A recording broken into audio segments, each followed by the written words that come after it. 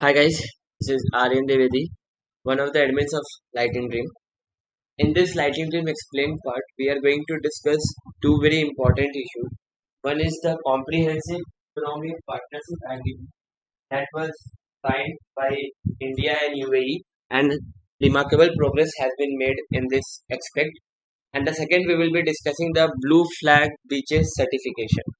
So let's start with the first issue, that is the Comprehensive Economic Partnership Agreement, which was signed by the India and United Arab Emirate UAE in 2017, and seeing the progress that has been made by both the country, that is India and UAE, they have decided to and expressed a desire to mutually beneficial each other by various deals. So CEPA, that is the Comprehensive Economic Partnership Agreement, it is a free trade pact which cover the negotiation on the trade deficit, trade investment, what are the trade facilitation, the custom cooperation, and other intellectual property rights. And the partnership agreement and cooperation agreement are more comprehensive than free trade agreement. It includes the various negotiations on the what are various trade tariffs, the trade in service, the investment that are made, and other areas of the economic partnership. It also looks into the regulatory aspect of trade and encompass an agreement covering the regulatory issue of how the trade should be regulated. So this CEPA, that is India and UAE, has made and launched negotiation on this, and India has already signed the CEPA with the South Korea and Japan also. Now let's discuss something about the India UAE economic relation. So UAE is India's third largest trading partner.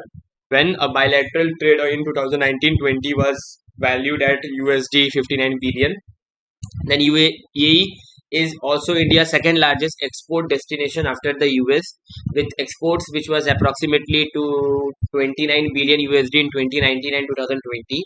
The UAE is eighth largest investor in India. It has have invested 11 billion between April 2020 and March 2021. The major exports that are done to UAE include petroleum products, precious metals, then stones, gems, jewelry, and minerals. And the major import also include the same, where we take the petroleum and petroleum products, we take the precious metals from them, we take the stones and gems from them, the jewelry and the so UAE and India has a very good economic relation, being the third largest trading partner and the second largest export destination after the US. Now, what is the significance of this India UAE CEPA agreement? This CEPA agreement is after India and UAE having the very good trade relation, India UAE being the third largest trading partner and the second largest export destination of US of after US. This CEPA is expected to increase the bilateral trade in goods to USD 100 billion within 5 years of this agreement, and also to increase the trade in service to USD 15 billion. So this would be a very having a very big impact on the economic relation of India and UAE, the CEPA, because it will be having the capacity to increasing the bilateral trade in crude to USD 100 billion. Now, what are apart from the CEPA, that is the Comprehensive Economic Partnership that has been signed between India, UAE, India have signed it with South Korea and with Japan also. Now, let's see what are the other type of trade agreement that happen all over the world. The first and the most common that we all know is the free trade agreement. So it is an agreement between two or more country to to promote preferential trade terms, tariff concessions. These are the objective that the trade terms or the tariff concessions should be a preferential treatment should be given between the two or more country between two this agreement is signed. For example, India has this agreement, free trade agreement with Sri Lanka. Then India also has this with the organization that is ASEAN.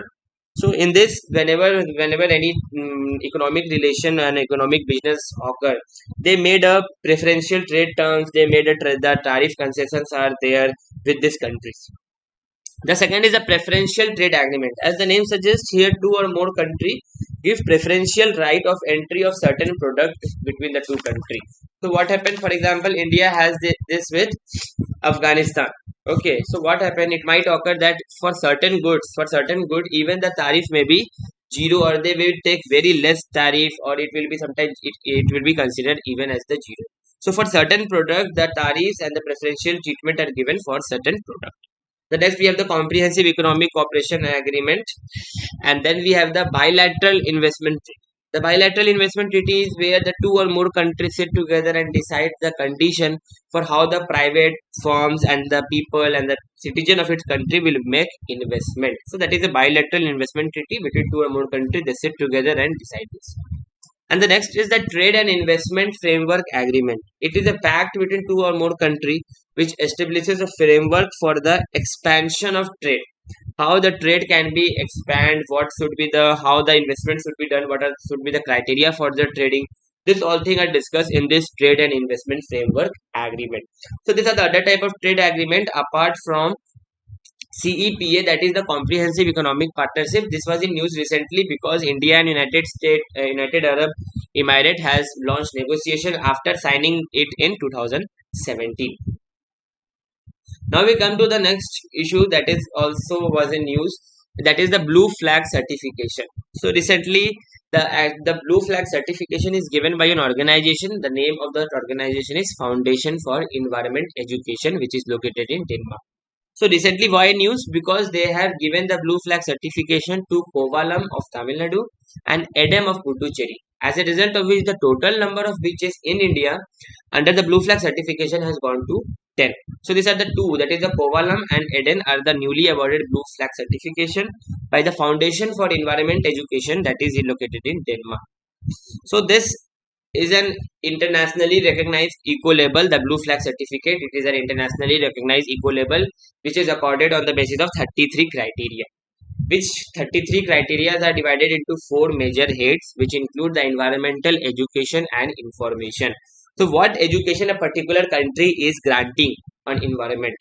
Bathing water quality. So for example, when the tourist goes to visit a place, what if there is a beaches, if there are beaches in and around, so what is the quality of the water in which they are taking the bath? What are the steps that are taken by the country for environmental manage?